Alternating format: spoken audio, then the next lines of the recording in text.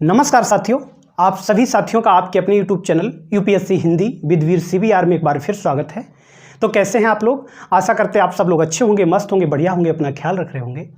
तो आधुनिक भारतीय इतिहास की इस श्रृंखला में आज की ये हमारी 19वीं क्लास है और आज आप लोग पढ़ेंगे स्वतंत्र क्षेत्रीय राज्यों का उदय। जैसा कि हमने आप लोगों को पिछली क्लास में बताया था कि जब 1707 में जब औरंगजेब की मृत्यु हो गई, उसके बाद औरंगजेब की मृत्यु जब 1707 में हुई, उसके बाद मुगल साम्राज्य कमज़ोर होना शुरू हो गया। हालांकि औरंगजेब जब था तभी से नींव इसकी शुरू हो गई थी, साम्राज्य धीरे धीरे कमज़ोर होने लगा था।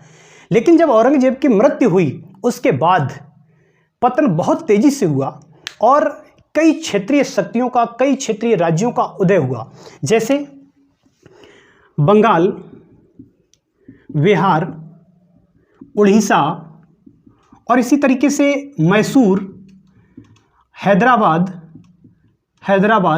और भी कई क्षेत्रीय शक्तियों का उदय हुआ। जैसे सिंध भी स्वतंत्र हो गया, गुजरात भी स्वतंत्र हो गया और इधर मैसूर भी एक बहुत ही मजबूती के साथ स्वतंत्र राज्य के रूप में उभरा।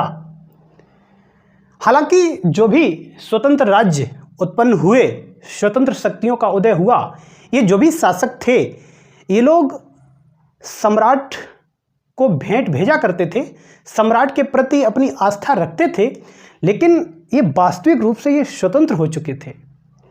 और स्वतंत्र क्षेत्रीय राज्यों के उदय की जो शुरुआत हुई, अगर हम शुरुआत देखें, स्वतंत्र क्षेत्रीय राज्यों की जो शुरुआत हुई थी वो 1724 से जो निजाम उल मुल्क इसने स्वतंत्र क्षेत्रीय राज्यों की नींव डाल दी। इसी ने शुरुआत की सबसे पहले। 1724 में ये जब सैयद बंधुओं की हत्या हो गई थी और हत्या कराने में निजाम उल मुल्क का हाथ था और हत्या कराने के बाद सम्राट ने निजाम उल मुल्क को अपना वजीर बना दिया था। मैंने सब कुछ बताया आप लोगों को पिछली क्लास में। तो जो साथी चैनल पर नए हैं वो लोग हमारी पिछली क्लासेस ज़रूर देख लें। अगर आप एक तरफ से पिछली क्लासेस देख लेंगे तो आपको सारी चीज़ें बहुत अच्छे से समझ में आ जाएंगी। और जब इसको वजीर बना दिया गया था, इसके बाद ये 1724 में वजीर पद से इस्तीफा दे देता है और दक्कन चला जाता है और वहाँ पर ये स्वतंत्र हैदराबाद राज्य की स्थापना करता है। लेकिन इसके जो भी उत्तराधिकारी थे, जब निजाम उल मुल्क की मृत्यु हो गई 1748 में, जब इसकी मृत्यु हो गई, इसके बाद इसके जो भी उत्तराधिकारी थे ये सब अयोग्य उत्तराधिकारी थे। उनमें हमेशा संघर्ष होता रहता था। निजाम उल मुल्क के पुत्र और पौत्र में हमेशा संघर्ष होता रहता था और ये संघर्ष, ये जो जंग होती थी, ये किस तरीके से ये जंग हुई और इसके क्या परिणाम हुए, मैंने आप लोगों को द्वितीय कर्नाटक युद्ध वाली क्लास में ये सारी चीज़ें बता रखी हैं। वहाँ से आप इन्हें देख सकते हैं, समझ सकते हैं। अगर हैदराबाद राज्य की बात करें, जो हैदराबाद राज्य है ये सबसे पहले अगर देखा जाए, सबसे पहले 1591 में जो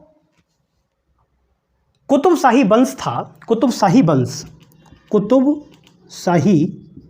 वंश, इस वंश के जो 5वें शासक थे जिनका नाम है कुली कुतुब शाह, इन्होंने 1591 में हैदराबाद नगर की स्थापना की थी मूसी नदी के किनारे सबसे पहले, ठीक है। और इसके बाद इसकी स्वतंत्रता का जो जन्मदाता है वो निजाम उल मुल्क है और इसका जो दूसरा नाम है वो चिनक्लिज खां भी है, चिनक्लिज खां, ठीक है। निजाम उल मुल्क का दूसरा नाम क्या है? चिनक्लिज खां। लेकिन जब इसकी मृत्यु हो गई, हमने आपको बताया इसके बाद कोई योग्य उत्तराधिकारी नहीं था और इसलिए हैदराबाद ही ये ऐसा पहला राज्य बना जिसने वेलिजली की सहायक संधि के अनुसार आश्रित सेना रखी। हालांकि हैदराबाद को निजामों का शहर भी कहते हैं, मोतियों का शहर कहते हैं, मोतियों का शहर इस नाम से भी हैदराबाद को जानते हैं। और इसके बाद हेडिंग डालेंगे, इसे हम साफ किए दे रहे हैं, हेडिंग डालेंगे स्वतंत्र राज्य बंगाल। स्वतंत्र राज्य बंगाल। जैसा कि 1717 में मुगल संरक्षण में ही बंगाल का गवर्नर मुर्शीद कुली खां को बनाया गया। कब? 1717 में बंगाल का गवर्नर कौन बनाया गया? गवर्नर मुर्शीद कुली खां, इसे बनाया जाता है। और ये मुगल सम्राट से ज़्यादा संबंध नहीं रखता है, ज़्यादा नज़दीकियाँ नहीं रखता है, केवल संबंध उतना ही रखता है, केवल ये भेंट भेजता है मुगल सम्राट को, और भेंट भेजने तक ही अपने संबंधों को सीमित रखता है। क्यों? क्योंकि ये अपने आप को स्वतंत्र करने की कोशिश कर रहा है धीरे धीरे। और ये 1727 तक ये बंगाल का गवर्नर रहता है और इसने स्वतंत्र बंगाल की नींव डाल दी थी। और इसके बाद शुजाउद्दीन ये नवाब बने, और इनके बाद सरफराज खां ये नवाब बनता है, और इसके बाद में अलीवर्दी खां ये नवाब बनते हैं, और इसके बाद सिराजुद्दौला ये नवाब बनते हैं। ये जो भी बंगाल के शासक थे, जो नवाब थे, ये बहुत ज़्यादा स्वतंत्र थे और इन्होंने अंग्रेज़ों को कोई अधिकार वगैरह नहीं दिए। अंग्रेज़ों से ये बहुत कटते थे, अंग्रेज़ों को दूर रखना चाहते थे, और इसलिए अंग्रेज़ों को कोई भी संरक्षण इन्होंने नहीं दिया। और यहाँ तक कि ये कैसे थे? बहुत ही स्वतंत्र। और यहाँ तक कि जो चंद्रनगर था, ये किसकी बस्ती थी? हमने आपको बताया है पिछली क्लासेस में, ये फ्रांसीसियों की बस्ती थी। और इसी तरीके से कलकत्ता ये अंग्रेज़ों की बस्ती थी। और यहाँ पर भी इन बंगाल के नवाबों ने इन लोगों को, अंग्रेज़ों को किलेबंदी नहीं करने दी। और जब किलेबंदी नहीं करने दी तो अंग्रेज़ इन नवाबों से बहुत ज़्यादा रुष्ट रहने लगे। धीरे धीरे नवाबों में और अंग्रेज़ों के बीच तनाव बढ़ता चला गया और अंत में एक संघर्ष की स्थिति पैदा होती है और युद्ध होता है, जिससे नाम दिया गया प्लासी का युद्ध। और प्लासी के युद्ध के बारे में हम आप लोगों को एक नई क्लास में बताएंगे, एक नई क्लास में इस युद्ध के बारे में कराएंगे। और इसके बाद हेडिंग डालेंगे अवध राज्य। अवध,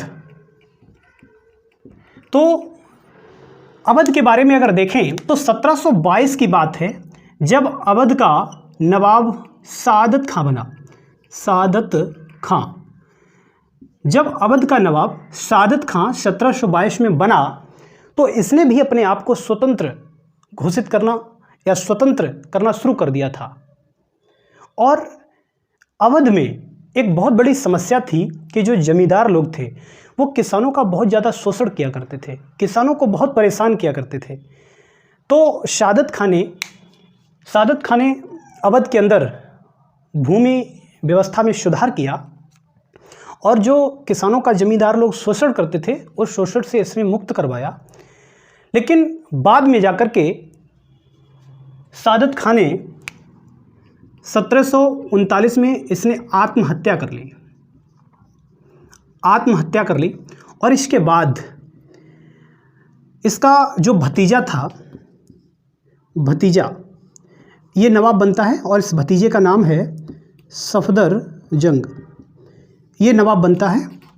और इसने 42 में जाकर के 1742 में इसने पटना पर अधिकार कर लिया। कहाँ पर अधिकार किया? पटना पर अधिकार कर लिया। और इसके बाद जब इसने पटना पर अधिकार कर लिया तो मुगल सम्राट ने इसे 1744 में अपना वजीर बना दिया। लेकिन बाद में जाकर के इसकी भी 1954 में इसकी मृत्यु हो जाती है। और मृत्यु के बाद जो नवाब बनता है वो कौन बनता है?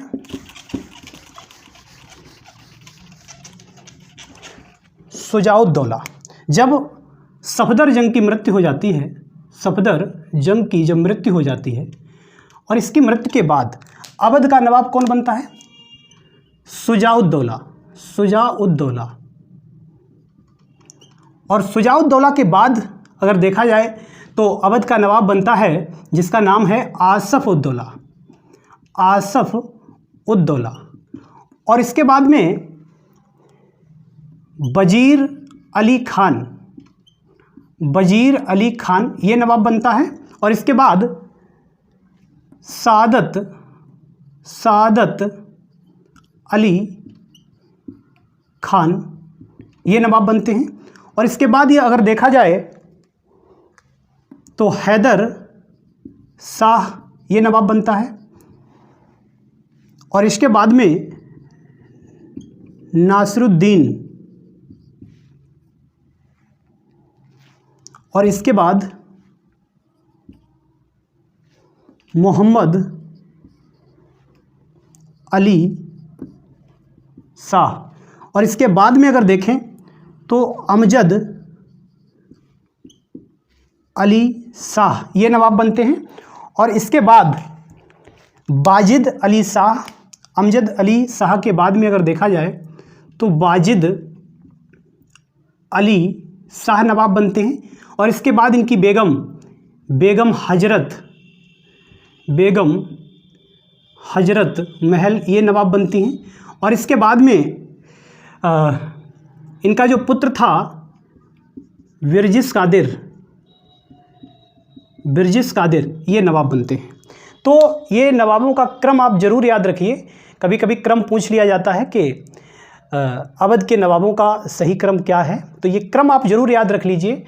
इनका समय भले ही आपको ना पता हो लेकिन क्रम मालूम होना चाहिए। और जो ये सादत अली खां हैं ये आप इनको द्वितीय लिख सकते हो क्योंकि जो स्थापना की थी वो भी सादत खां थे और ये सादत अली खां द्वितीय, ठीक है। और इन्होंने अंग्रेज़ों से सहायक संधि कर ली थी। अगर देखा जाए तो वाजिद अली शाह के बाद जो अवध था वो ब्रिटिश साम्राज्य में मिल गया था। तो फिलहाल आज की क्लास में इतना ही रखेंगे। और क्लास कैसी लगी कमेंट बॉक्स में ज़रूर बताइए। क्लास को लाइक ज़रूर करें, अपने दोस्तों में शेयर करें। और अगर अभी तक चैनल सब्सक्राइब ना किया हो तो प्लीज़ सब्सक्राइब ज़रूर कर लो। कल फिर मुलाकात होगी एक नई क्लास में, तब तक के लिए नमस्कार।